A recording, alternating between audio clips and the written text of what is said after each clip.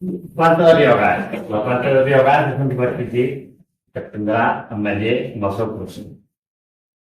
Els regidors seran responsables de les males olors que arribaran a Gelida. Sols vol fer el bé, evidentment.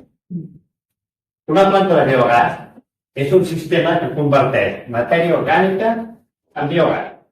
Que es transforma en energia elèctrica, en energia tèrmica o en hidrogen. És una forma de produir energia que necessita de grans quantitats de matèria orgànica per funcionar. Han d'estar situades lluny de zones urbanes, ja que produeixen males olors que són molt difícils d'anul·lar. Situar una planta d'aquestes característiques a prop de Gelida no sembla una bona idea. Ametller Origen preveu convertir en biogàs 8.000 tones l'any de residus orgànics. En el primer projecte eren molts més, el del 2007. Molts.